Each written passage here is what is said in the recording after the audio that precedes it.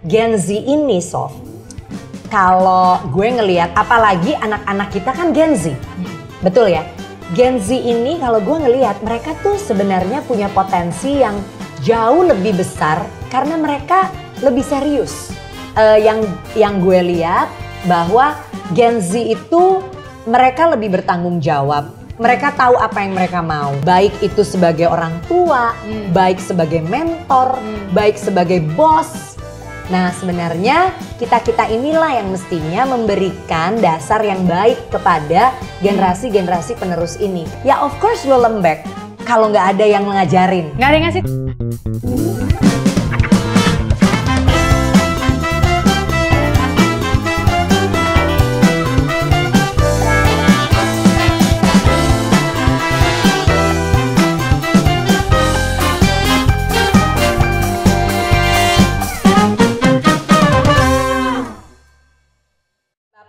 Kalau dibilangin juga terimalah itu sebagai masukan yang baik tujuannya. Jangan kemudian yang mudaan kalau dibilangin atau dikasih masukan, dasar nih ya emang sentimen atau dia gak suka gue kali ya atau ini atau itu. Nah itu kan juga jadi penghalang untuk belajar lebih banyak. Nah jadi kenali kemudian pelajari lagi. Oh iya ya ternyata sekarang gini deh Sof. Lo masuk kemana-mana aja, itu kan perlu ngenalin budaya dan kebiasaan ya. Walaupun kita sama-sama orang Indonesia, ya sama aja. Lo mau masuk ke rumah gue gitu, lo mesti mempelajari dong. Kayak apa adat istiadat di rumah gue ini, gitu ya. Nah jadi ya pengenalan audiens kayak gini nih kira-kira pantas nggak kalau saya ngomongnya gini dan jangan jadikan ukuran kesopanan kita itu adalah ukuran yang umum dan wajar. Justru kalau dibilang yang sopan ya kita lihat dulu siapa yang kita hadepin, kira-kira sopan menurut dia kayak apa ya. Gitu. Emang ribet sih Dek sebenarnya kalau mau dipikir. Emang ribet tapi memang budaya Indonesia ya seperti itu gitu. Dan gini deh. Ya, kalau kita mau mikir egois atau kita mau mikir, bukan egois, kita mau mikir untuk kepentingan kita, emang ribet sih. Tapi kalau kita ikutin dan kita coba melakukan keribetan ini, untungnya tuh lebih besar. Ya kan? Orang tuh ya lebih cepat ngertinya. Oke, jadi kedua generasi ini harus mau saling. Nah itu kali ya. Harus mau saling. Betul. Harus no baper-baper club. Betul. Ya. Gak boleh baperan. Si yang tuaan nih kita juga kalau ada anak yang ya kayaknya kok nggak sopan banget. Mengertilah bahwa dia tidak ada yang kasih tahu. Bener. Kita step in untuk kasih tahu. Si yang mudaan jangan dikit-dikit ngerasa si ibu mah gak seneng sama aku kali ngomongnya begini. Enggak. Kalau disuruhnya itu, ya itu memang. Gitu. Kita gak punya waktu untuk bikin musuh dengan anak muda. Kalau menurut gue, buat apa? Gitu ya. Jadi tips-tips ini sebenarnya berlaku untuk kedua belah pihak. Yang senior juga jangan baper. Emang begini generasi muda. Makanya Bu, makanya Pak, makanya Kak, tolong dikasih tahu. Jadi jangan sungkan untuk mengambil posisi sebagai mentor. Kalau memang kita sudah posisinya mentor gitu. Sebenarnya semua orang juga akan terpanggil untuk jadi mentor pada saatnya kok. Menurut aku sekarang kamu mau pilih jadi, aku bisa ngomong kamu ya karena seumuran nih sama yang lagi nonton. Mau pilih jadi mentor atau mau pilih jadi ngomel-ngomel doang. Betul, gitu. Ngomel komplain ya kan. Ngomel komplain dan lain-lain gitu. Ngomel komplain antar sesama aja. Ini kenapa ya anak ini gini-gini. Tapi jangan ke anaknya. Kalau menurut aku sih gitu ya. Nggak tahu ya apa karena kita anak-anaknya generasi Z ya. Jadi kita mau nggak mau kayak ya gimana kalau gue nggak terjun ya anak. Ke kita begitu gimana ke orang lain kan itu yang kita nggak mau ya sebenarnya ya. Sama gini Sof, kita ini kan juga punya cara parenting. Ini kalau kita bicara tentang anak-anak kita langsung ya. Kan kita juga punya cara parenting yang diturunkan oleh orang tua kita.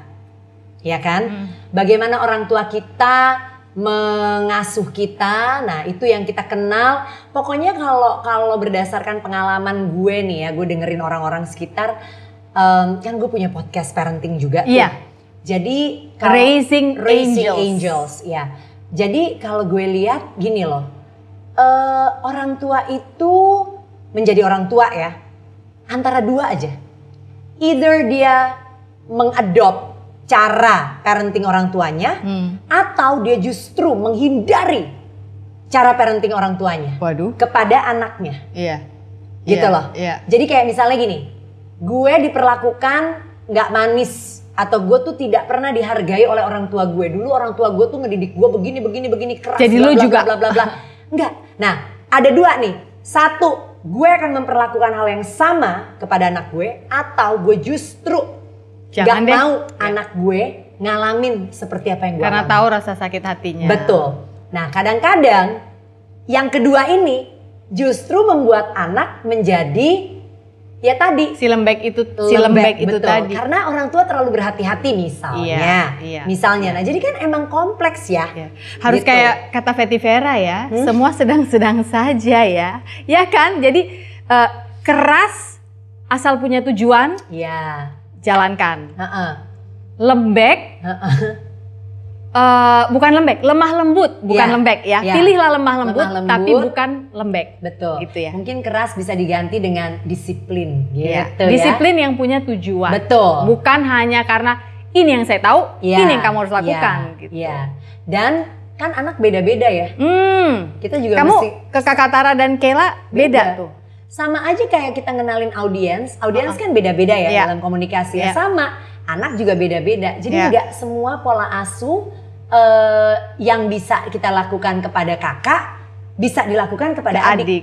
Gitu loh. Bener. Sama aja nih kalau misalnya gini, gue tuh cara parenting gue gini Sof, lu terinspirasi nih misalnya dan lu suka banget cara parenting gue, nggak serta-merta cocok buat anak lu loh. Iya. Gitu. Jadi tetap harus ada PR yang dikerjakan oleh masing-masing orang tua. Tapi hasilnya anak-anak Becky ini yang kita semua teman-teman tahu lah karena tahu lingkar dalamnya Becky gitu ya. Emang manis-manis, santun-santun ya, anak-anak yang memang tidak terlalu mencerminkan generasinya dalam arti ketika mereka harus komunikasi dengan yang lebih tua, mereka juga bisa. Betul. Gitu ya. Lo pernah ngalamin kesulitan atau I think you are actually very blessed with these two angels. Jangan-jangan nama podcast lo dari situ ya, Raising Angels. Jadi karena dari dulu gue selalu ngeliat gini. Ingat gak gue selalu bilang gini, kalau lo lagi curhat, terus sampai nangis, gue bilang, Bek, inget ya, berkat lo, anugerah lo tuh anak-anak lo itu baik-baik, mereka tuh baik-baik. I always say that. Tapi memang lo merasakan itu? Gue merasakan itu. Jadi, Tara dan Kayla. Betul. Jadi kenapa podcast gue itu dikasih judul Raising Angels? Karena sebenarnya gue tuh punya cita-cita untuk berbagi pengalaman gue sebagai orang tua. Dan buat gue itu setiap orang tua membesarkan anak-anaknya, dan anak-anak ini adalah malaikat-malaikat ya buat orang tua. Ya nggak sih? Nah, jadi ya itulah kenapa gue pilih Raising Angels, karena gue mau berbagi nih pengalaman gue, atau gue juga mau ngorek cerita orang-orang bagaimana mereka membesarkan malaikat-malaikat mereka. Nah itulah. Dan kalau gue bener-bener memang bersyukur sih Sof. Kali Tuhan tuh juga udah gini ya, udahlah jangan kasih dia urusan yang lebih berat lagi kalau soal anak-anak gitu ya. Apalagi yang bisa menghibur hatinya gitu kan, kalau anak-anaknya juga ikut ribet. Tapi bukan berarti juga lepas dari masalah loh Sof, gitu. Ada momen-momen kayak misalnya, inget nggak sih dulu kalau kita punya anak kecil-kecil kan dibilangnya gini, ada masa-masa sulit, misalnya masa anak ngelawan lulu. Itu gue alamin. Tara juga pernah gitu, yang apa-apa nggak mau. Pernah bangkang tuh ya anak manis itu. Oh, ada. Terus kayak, aduh maaf nih ya cerita lagi. Dulu kan gue lama tuh jadi brand ambasadornya MLM, jualan tas. Nama kamu juga. Nama aku, gitu ya. Itu kan kontraknya gue dan anak gue 2. Bo, dia nggak mau syuting. Bo, nggak mau difoto gini. Tara, senyum dong. Gini. Tara, senyum dong. Tara gini. Umur berapa tuh waktu itu? Aduh, umur berapa ya? Kayaknya umur 15 ya? Enggak, lebih kecil. Bisa jadi itu kayak umur 12-an gitu kali ya. Lagi bangkang. Lagi sedap-sedapnya tuh. Waduh, nih. Terus gue bilang, Tara, gitu ya. Kenapa sih kamu? Gini, bukan ini yang aku mau. Gitu. This is not what I want. Iya. You didn't ask me. Ini kan mama yang mau. Ya udah. Terus tau gak gue bilang apa? Ini gue manusiawi banget sih. Nanti aku bagi honornya. Beneran. Jadi saking udah habis akal ya. Iya, karena pressure kan juga. Gue ideal kan. Yang gue ajarin, aduh Dede nih anak maunya apa gitu kan. Cara pendek aja. Aduh kalau enggak lama gue syutingnya. Iya. Pemotretannya. Terus satu lagi nih. Kan ya ini karena anak gue kan kayaknya manis, kayaknya ini, kayaknya itu. Jadi kan orang juga selalu tertarik gitu ya. Pakai anaknya Becky aja. Manis kok, kooperatif gitu ya. Benar. Nah waktu itu tuh ada Sof. Jadi aduh itu Ibu Nia Dinata sama Melissa Karim sama Hana Carol produsernya bikin film judulnya Langit Biru. Oh iya.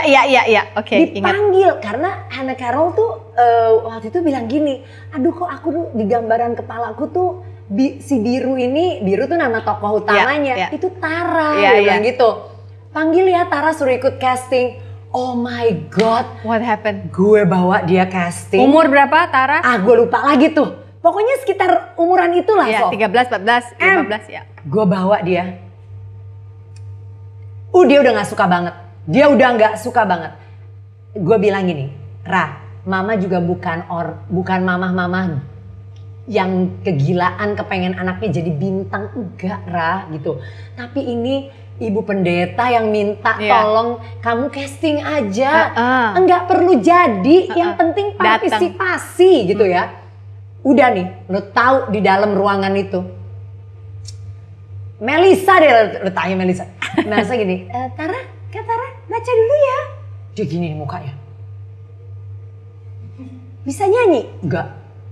Oh, baca aja ya. Diem dong.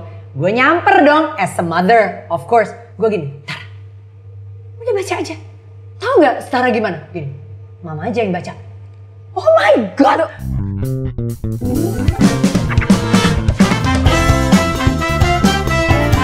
Ini kan Indonesia kan kaya banget ya, banyak suku, ras, bahasa beda-beda, budaya. Nah, jadi jangan gampang baperan. Nah, jadi jangan cepat-cepat berasumsi. Hey. Gitu kan? Tante Sun itu pasti tuh.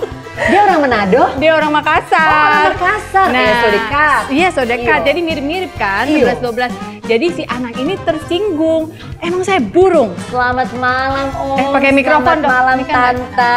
Selamat malam Om, selamat malam Tante. Aduh, ada Tante Jane ya toh. Ada Om siapa Om Budo? Oh, Dodo. Om Tante, selamat malam. Dapat lihat sehat-sehat semua, dapat lihat baik-baik semua. Baiklah kalau begitu, kita mau mulai acara malam hari ini. Kita mau berdoa terlebih dahulu. Ersbeiden, campuran bahasa Belanda. Harus dong. 3 tips untuk menjadi seorang komunikator yang baik.